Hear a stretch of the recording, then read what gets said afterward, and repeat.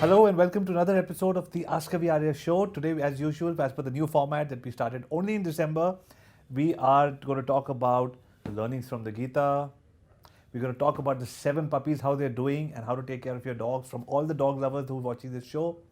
And we're going to get into the core of the subject on 2016 digital marketing. And we're going to talk about how to unbounce your visitors to make sure that your bounce rate drops and you start getting more conversions on your websites. And then we're going to take some video questions which have been pouring in from everywhere else. And that should be interesting, and I'm looking forward to seeing them. So let's get into the show. The Gita section. It focuses on our learning. See, you know what? In our office, in our day-to-day life, it's my personal firm belief to say we need to, like we clean our bodies every day, we need to clean our mind. And to clean our mind, we read, we talk to people, we look at YouTube videos. I do that every day. And I like to bring, forth to the viewers of this show some of the things that made the maximum impact to my life during that day. So what I read recently was, it's a story. There's this guy who goes to a more learned person, like a saint or a guru, and he says, you know what, Guru, I am moving to another city. I'm moving to New York. Can you tell me how my life is going to be there? Am I going to be happy? So the Guru asks him, first tell me, are you happy where you are? He's like, not at all. I'm not happy where I am. The people are not good. The surroundings are bad. It's very negative. I'm not happy where I am. But can you tell me, will I be happy when I go to New York? The Guru, and what kind of a city is it? The Guru says, New York is not for you. Don't go there. So the guy gets his answer and he goes back. All this while that the Guru is talking to this disciple of his, there's another person who's listening on. He works at the Guru's ashram and he's listening on. Next day, there's another person who comes and says, hi Guruji, we heard so much about you. I wanted to talk to you about, my move. I'm moving to another city. He says, where are you going? He says, I'm thinking of going to New York. Do you think it's a good place and I'm going to be happy there? So the Guru asks him the same question. He says, are you happy today and where you are? He said, oh, I'm ecstatic. I've got awesome friends. I've got an awesome family. My work culture is great. Everything is awesome. How do you think New York will be for me? The Guru looks at him and replies, you must go. You'll be extremely happy over there. It's a great place to go to. All this while, the disciple is now confused. He's like, yesterday this guy came to the Guru and he asked him, one guy asked him, should I move to New York? Is it a good place? I'm getting an opportunity. And the Guru said, no. And today somebody came and the Guru and asked the same question or a similar question, and the Guru said, New York is a good city for you. Let me ask. So he goes and asks the Guru, why is it that different answers to two different people for the same city? Like yesterday you said you won't be happy. Today you told this guy you will be happy. So Guru says, happiness or not being happy does not depend on the city or your surrounding. It depends on what you're inside. So the guy who came yesterday was not happy with what is inside him. And so he was not happy with what's happening around his life. So going to New York would not have changed anything. He would have been as miserable. But for the guy who is happy and he's happy inside and his surroundings are happy, when he goes to New York, it's going to be an equally awesome experience for him. This set me thinking. Every day in our work lives, in our family lives, as we go around with our, spending our time, which is infinite, we are meeting a lot of people, we're creating karma, we're doing so many things. Are we going to be happy and we're looking at the future to be happy? But this story taught me to say, if I'm happy today, or if I'm working to become happy today, I'll be happy wherever I go. I just thought it's a great story, and that would be a good footnote to start the show. I hope you enjoyed the story. Today we are going to talk about spaniels. So I've had spaniels in the past, and I have a beautiful, beautiful Cocker Spaniel. He's about 12 years old now, and that's his photo. His name is Dude. And so if you're planning to get a spaniel, and if you're planning to get a dog for the first time, it's one of the best breeds to get. Zero maintenance. I mean, they shed a little bit hair here and there, but you can you shear them once or twice a year. They do feel hot in the summers if you're living in a hot place like India. Very easily adaptable. They love kids. They love your parents. You can take them for vacations. Very easy vaccination. Immune system is absolutely fine. They love running. You can take them for your walks. They like to come with your company for the walks. and every dog is loving and loves back, but these people are very expressive. They express their love back. So Cocker Spaniel, if you're looking at Cocker Spaniel, if you're looking at a dog like Dude, if you're looking at other dogs like the ones that I showcased in this picture, go for Cocker Spaniel. They're the best dogs you can ever get. How to unbounce. Bounce and unbounce, very common digital term, the bounce rate. Again, I wrote an article on LinkedIn, and I love writing on LinkedIn. LinkedIn posts, they reach out to hundreds of people. You get, this post got some 129 likes and some shares and comments and all of that.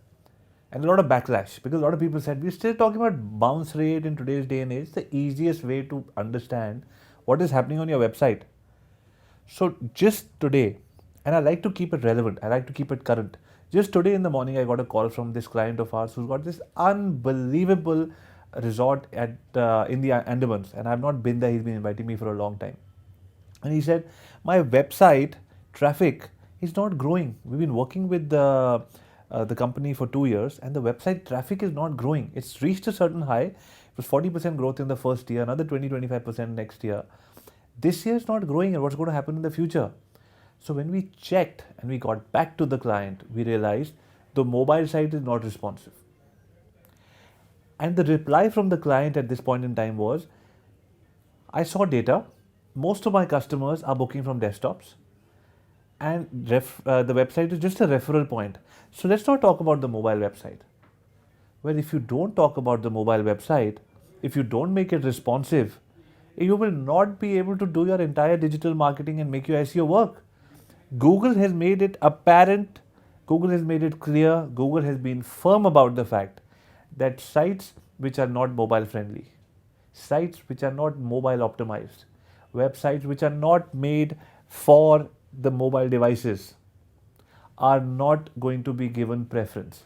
If the algorithm has stated that clearly, then despite your amazing design that you might have spent money for to hire the best design company in the world, despite the fact that your meta tags are perfect, despite the fact that you're off page, on page, whatever you're doing for your SEO is great, despite the fact that you've done your image search, and you must do image search, your website will not perform unless you keep in mind your mobile strategy.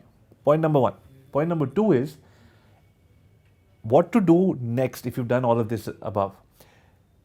2015, we spent advising clients on image search. So every hotel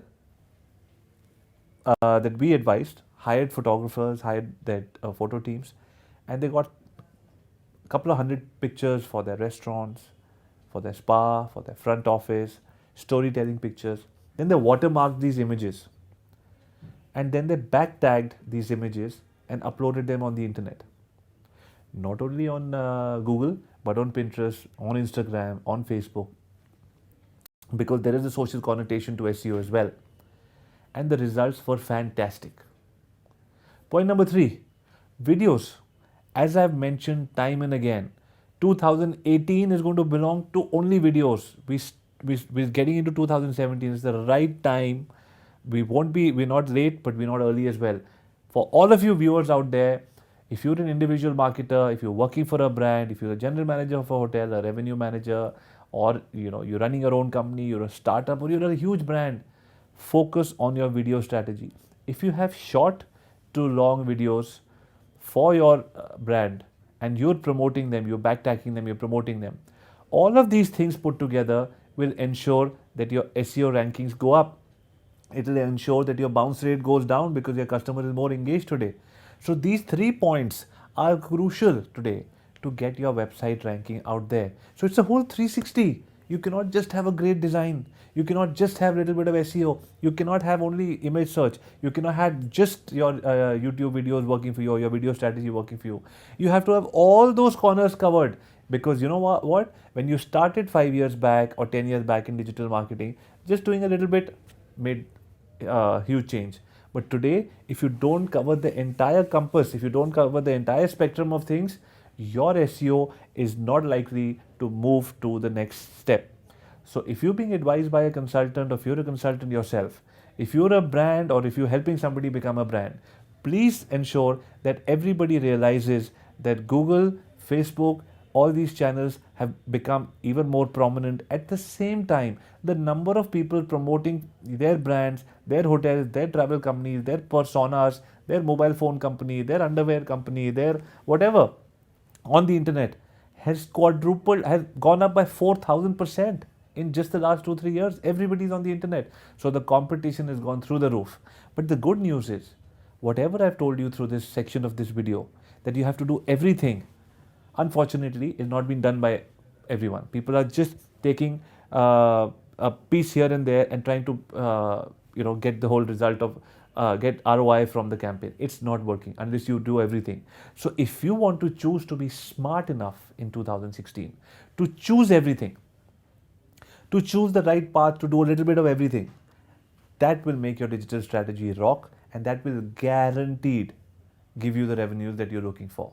That will guarantee ensure that you have less bounce rate. That will guarantee ensure that you have more conversions. I hope this video helps. Please send me your comments. Let me know that what you've done, what changes you made for your digital strategy, so we can guide you, we can help you through this show, evolve and get into an awesome revenue making 2016. Thank you for watching this section of the Ask Arya show. Let's do the questions now. I believe there are 3 questions. Let's do them. Avijit, currently we are investing a lot of money into digital marketing, but we believe that we are not getting ROI against that money invested. Do you think in the next 5 years, with the increasing investment into digital marketing, is actually going to get us the ROI which hotels expect? So this is an interesting question. ROI, how do I get ROI? How do I measure ROI? And is it measurable? Of course it's measurable, 100% it's measurable. It's data and it's available out there. How much money you're putting in, what are you getting out of it? But please factor this in your mind. Internet marketing, social media, SEO, Facebook marketing, reputation management, website, mobiles, shooting videos, all of these are different channels of communication. Now, once you've understood that, once you've got that in your mind, that these are channels of communication, they're different channels of communication. Like in the past was the newspaper. I like the way I'm calling it the past. A few years back, we were only dependent on newspapers, like the TV was. And, now TV is used for all startups, all new hotels, all companies are using TV to launch, and then once in a while to get some momentum going, some traffic going. But mostly it's the internet, and the internet ROI happens. And listen to this carefully. The internet ROI happens only when you do the entire 360. When you do the website, when you do the mobile application, when you configure the loyalty program. See, because it's just one more channel of communication. So you cannot ask it to work in isolation. I put in, say, $10,000 into running a paid campaign and on Google, or I put in $5,000 on a Facebook campaign, and I have not got $10,000 or $20,000 out of my $5,000 investment. Can that happen? Of course that can happen. In many cases it does happen. But it happens if everything is mapped. Because the person who's coming to your ad might also go to your call center and call you. Is the call center ready? Have they been trained to know where the query is coming and what answers to give? They might email you. Are you ready to reply back to that and you know where it's coming from? They might even ask you, they might want a live chat right there for somebody. Today, all OTAs, all major companies, all startups and all large e-commerce sites are putting in chat options. Why? Because everybody wants a human interface. So it's going to be offline and online together working to make a deal happen. So you have to factor in all those things together.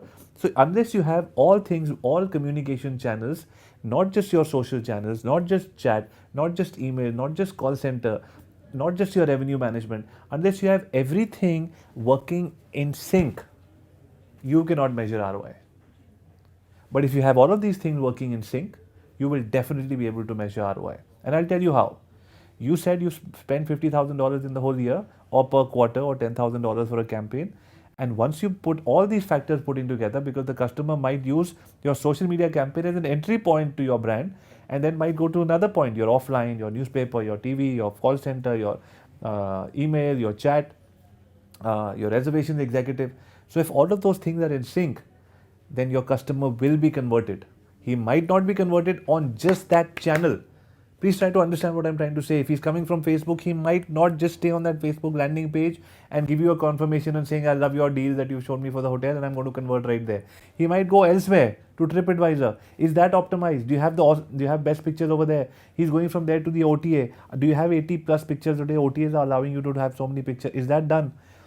He goes to your call center. Does your call center know what is the website only offer you can give, or the website only value creating offer, because your OTAs and your other channels are maybe giving the standard packages and you have rate parity and all that to deal with. But when it comes to your direct.com, you can give a value offer to say that there's a spa deal which is available only here, or there's a breakfast deal which is available only here, or free high end Wi-Fi, or amazing 4G Wi-Fi is available only if you book through the website. If all of these things are in sync, then the revenue is definitely there, but not if it's working just in isolation. I hope I was able to convey that point. If you still have more questions, or if you have a specific campaign that you want to discuss, please give me your message on the comment section below and we will get back to you. Thanks for watching this part of the Ask Arya show. Hi Abhijit, how are you? So I have a question for you for your Ask Arya show. The question is for social media marketing. I have a lot of issues with the footfalls that we can generate for restaurants or events. So I would like to hear some tips from you on how we can generate, footfalls from social media, especially Facebook and Instagram. Thank you. Hi, I wish I'd got your name, but thanks for the question. Events. Facebook started with Facebook events. Instagram, because of the channel being so vibrant, so colorful, and now with its 15-second videos, these are just great channels for promote events. And I don't know why you're saying that you've not been able to experience a lot of footfalls through these channels, wherein I would say that if you plan in advance, look at the search patterns, and target your demographics perfectly. For example, if you're doing an event, if you're launching a nightclub, or what have we done in the last 1 year? My God, it's been almost the end of the year. It's 2016. Scary how time flies. So we've launched nightclubs this year. Multiple nightclubs. We've launched a few humongous new hotels with their teppanyaki bars, and we've launched some celebrity chefs coming into this market. And at all of these launches, we created the events on Facebook. We accelerated it with the help of complementary channels like Instagram. When I mean complementary, means that they're complementing the campaign, and not doesn't mean that it's necessarily free. In fact, I don't believe in free. You pay. It's so inexpensive in today's day and age. There will be a time when we'll be sitting and saying, "My God, it used to be so cheap at one point in time." Right now, it's very inexpensive. It's easy to try. You must try all these channels. So coming back to the point, create your event on Facebook. Invite people. At the same time, use a complementary channel like Instagram for visuals and all of that, and then do video ad campaigns on different channels, on Twitter, on Facebook videos, and make the whole 360. That's when you start seeing that a person who goes to Facebook and now he's talking to somebody on LinkedIn, and then he goes to a Twitter, and then he goes to see a Facebook video. So the whole life cycle of that target audience. So if you're launching a nightclub and you're typically targeting the 18 to the 30-year-olds, you need the youngsters to come in, but at the same time you need 30-year-old people as well, because the youngsters may or may not have that much money to spend in a fancy nightclub, because one of the nightclubs we launched this year was a slightly upmarket one. So they wanted people to spend money and just not youngsters there. So we targeted both the 18 to 25 and then the 30 and above.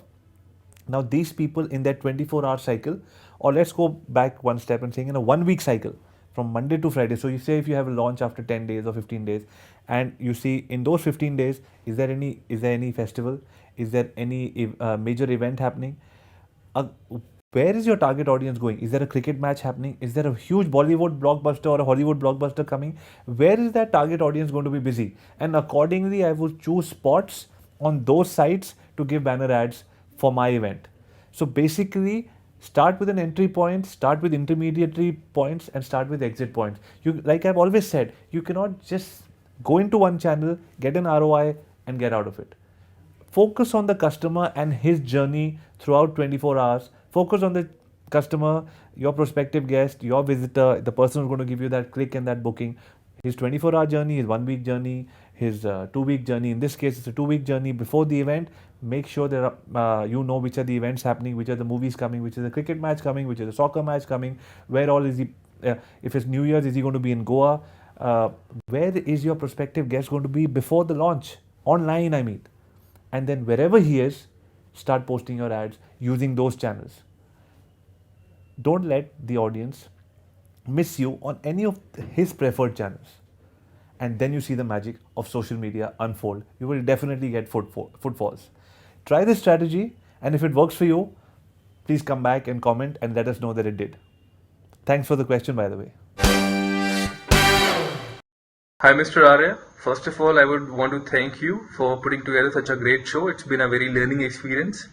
Now, my question to you is that recently I have been noticing a lot of OTAs and travel companies running a lot of ads on Facebook.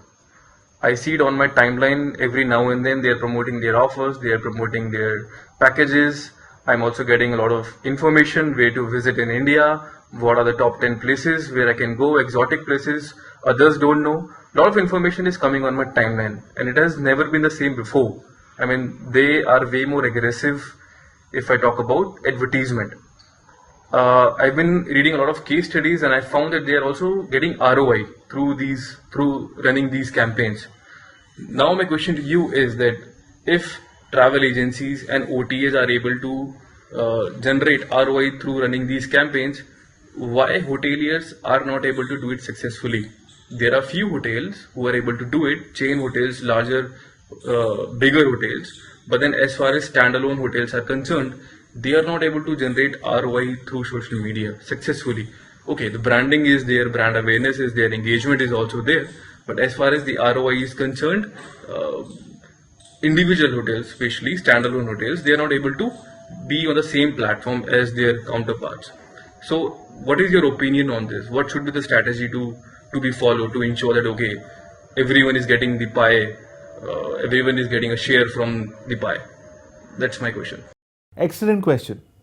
I love the fact that a pertinent question like this has been brought to the fore.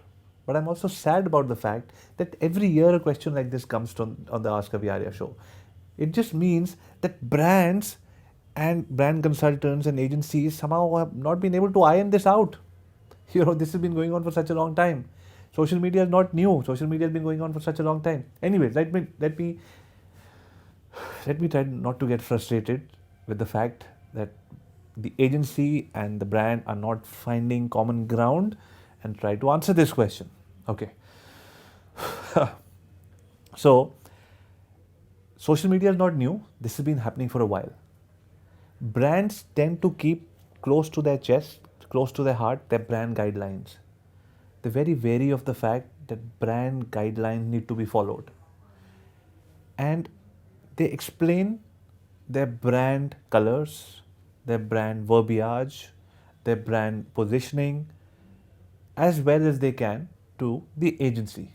Now, in one case, they fear Chinese whispers trickling in and ruining some part of the brand. I get that. But the other part, where the brand must understand, the brand and the brand consultant or the agency or the digital consultant or whoever's working for you, maybe in-house, your in-house team, needs to understand that these are strict guidelines to work under, but in no way does that mean that you cannot experiment with channels that are crying out, seeking experimentation. Now, how can you not experiment with Facebook?